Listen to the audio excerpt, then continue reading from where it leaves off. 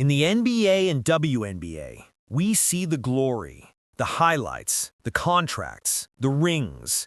But off the court, for some players, the story doesn't end with banners and trophies. It ends with flashing police lights, prison cells, and lives destroyed. Tonight, we're looking at 5 basketball stars whose careers collapsed into crime, tragedy, and controversy.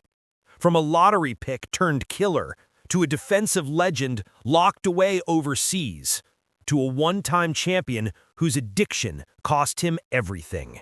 These are the cases the league wishes you'd forget. Let's get into it. Javaris Crittenton was supposed to be a success story, a promising young guard, drafted 19th overall in the 2007 NBA draft by the Memphis Grizzlies. He had size, athleticism, and a scoring touch that had scouts excited. He played for the Grizzlies, then the Washington Wizards. On paper, the future looked bright. But off the court, a different story was unfolding.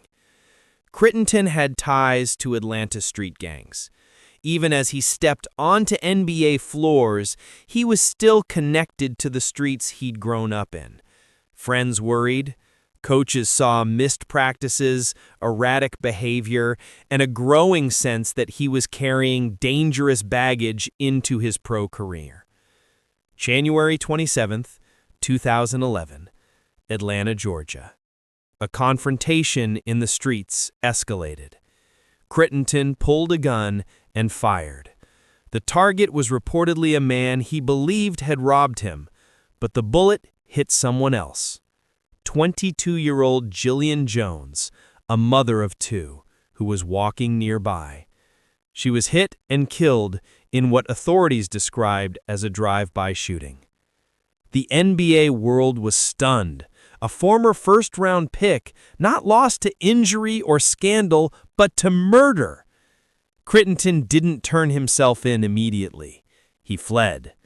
For weeks, law enforcement hunted him as headlines shifted from highlight reels to wanted posters. When he was finally arrested, the full weight of his choices came crashing down. Prosecutors pointed to his gang affiliations and prior trouble as proof of a dangerous pattern. In 2015, Javaris Crittenton pled guilty to voluntary manslaughter and aggravated assault. The sentence was 23 years in prison. His NBA career was over, his freedom was gone, a young mother was dead. From lottery pick to convicted killer. Cory Blount wasn't a superstar, but he was solid. A dependable forward who carved out more than a decade in the NBA. He suited up for legendary franchises, the Chicago Bulls, the Los Angeles Lakers, the Cleveland Cavaliers. He rebounded, defended, did the dirty work. Fans and teammates respected him as a true role player. But years after he left the court, his name came back into the news for a very different reason. Drugs. Authorities in Ohio had been monitoring suspicious packages when one caught their attention. Inside, 29 pounds of marijuana, addressed to Cory Blount. That alone raised red flags. But when police searched his home, they found another 11 pounds of marijuana inside. Nearly 40 pounds total, way beyond personal use. In court, prosecutors laid it out plainly. This wasn't a casual habit. This was trafficking. Even the judge couldn't resist a pointed comment. He joked that if Blount claimed it was all for himself, he must have been planning to smoke a lot of weed because no jury would believe that story. Blount ended up pleading guilty to 2 felony counts, possession and trafficking. The judge sentenced him to 1 year in prison, followed by probation. Compared to others, it wasn't the longest sentence, but for a respected veteran who'd shared locker rooms with legends, it was a permanent stain. Cory Blount went from trusted role player to headline in a drug bust, proof that even solid careers can be derailed by choices made after the final buzzer. To millions, Allen Iverson is a legend. A kid from Hampton, Virginia, barely 6 feet tall, who played like he was 7. The deadly crossover, the swagger, the MVP trophy, the 2001 finals run. He didn't just play the game, he changed it. But long before he shook Michael Jordan and dropped 48 in the finals, Iverson almost lost everything. In 1993, he was 17, a high school phenom in both football and basketball. College scouts wanted him. The NBA was already whispering his name. Then came the bowling alley incident. A fight broke out at a bowling alley in Hampton. Chaos, chairs thrown, people injured. In the aftermath, Iverson and 3 friends, black teenagers, were charged under a rarely used Virginia law, maiming by mob. Under that law, prosecutors didn't need to prove who threw what, just that you were there when a group caused injury. Iverson was convicted. At 17, he was sentenced to 15 years in prison, with 10 years suspended. The top recruit in the country, suddenly wearing prison blues. The case drew national outrage. Many saw it as racially motivated, a harsh example made out of a black star athlete. The evidence was shaky. The law was old and rarely applied. After serving about 4 months, Iverson received clemency from Virginia's governor. Later, the conviction was overturned by a higher court. He walked free. And then, he made history. Number 1 overall pick in the 1996 NBA Draft. Rookie of the Year. 11-time All-Star. League MVP. A cultural icon. But the run-ins with the law didn't fully stop. In 1997, he was arrested for marijuana and a firearm. He pled guilty to carrying a concealed weapon and got community service. In 2002, he was accused of storming into his cousin's apartment looking for his wife while armed. He faced charges of assault, threats, and weapons offenses. Most were later dropped due to lack of evidence. Over the years, legal issues shifted from criminal to financial. Lawsuits, gambling debts, unpaid services, hotel disputes. That's the paradox of Allen Iverson. On the court, the answer. Off the court, a man constantly battling a system, his past, and his own decisions. Was he unfairly targeted, or did his defiance, the same fire that made him unstoppable on the court, drag him into fights he couldn't win off it? Iverson's story isn't just about basketball greatness. It's about survival, controversy, and the thin line between hero and headline.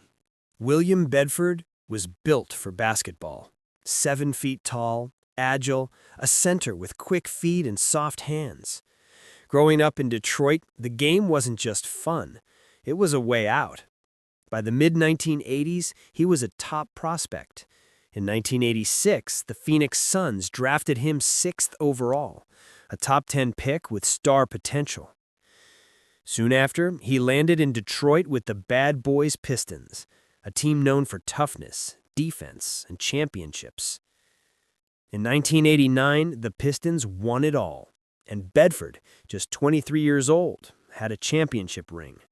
On paper, he was living the dream. But behind the scenes, the shadows were growing. Whispers of late nights, missed practices, substance abuse. As the Pistons pushed for more titles, Bedford's role shrank. What should have been the prime of his career turned into a struggle to stay in shape, stay focused, and stay in the league. By the early 1990s, his NBA career fizzled out, and life off the court became even harder. Addiction took hold. His drug use escalated, and the legal trouble followed. The man who once protected the paint was now just trying to survive day to day. In 2001, it all caught up with him. Federal authorities charged William Bedford with possession of cocaine with intent to distribute. This wasn't a minor possession charge. This was federal drug trafficking. In court, the evidence was laid out. His history of drug issues, the amount, the intent. The sentence? 10 years in federal prison. The cheers of the bad boys era were gone. The ring was just a memory. The hardwood replaced by concrete floors, steel bunks, and razor wire. William Bedford's story is a brutal reminder. Talents and a title can't save you from addiction or from the law. Brittany Griner redefined women's basketball. At 6'9", with a 7-foot wingspan, she dominated both ends of the floor. Multiple WNBA Defensive Player of the Year awards, WNBA champion, 2-time Olympic gold medalist. She was a walking highlight reel, dunks, blocks, and sheer dominance. One of the faces of the WNBA. But in 2022, her story left the court and entered international politics. February 2022, Sheremetyevo International Airport near Moscow.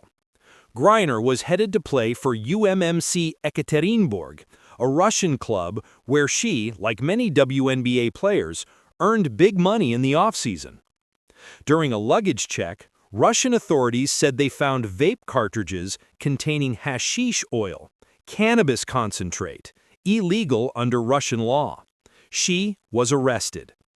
Suddenly, one of the WNBA's biggest stars was locked in a Russian jail. Far from home, no teammates, no coaches, no fans. What started as a drug possession case quickly turned into a geopolitical standoff. Tensions between the U.S. and Russia were already high because of the war in Ukraine. Griner's case became a symbol used on both sides. In August 2022, after a highly publicized trial, a Russian court sentenced her to 9 years in a penal colony. 9 years for a few vape cartridges. For an athlete at the peak of her career, it felt like the end. The images of her being moved in handcuffs, locked in a cage in court, shocked fans worldwide. But the story wasn't over. Behind the scenes, negotiations ramped up.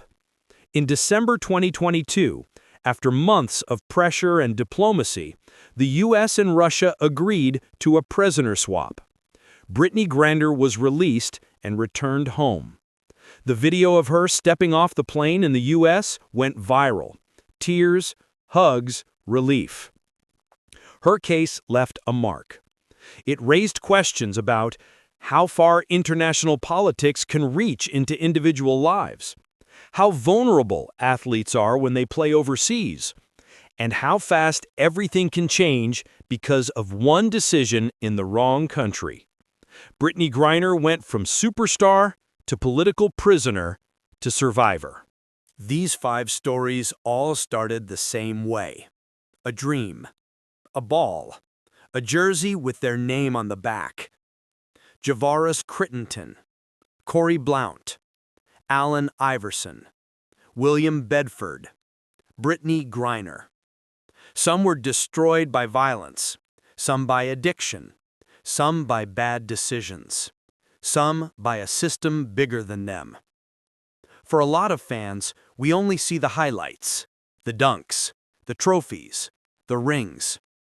But behind the stats, these are real people, with pasts, with pressure, and with problems that money and fame can't always fix. If you watched to the end, let me know in the comments. Which case shocked you the most? And do you think any of these players deserve a second chance? Or did the punishment fit the crime?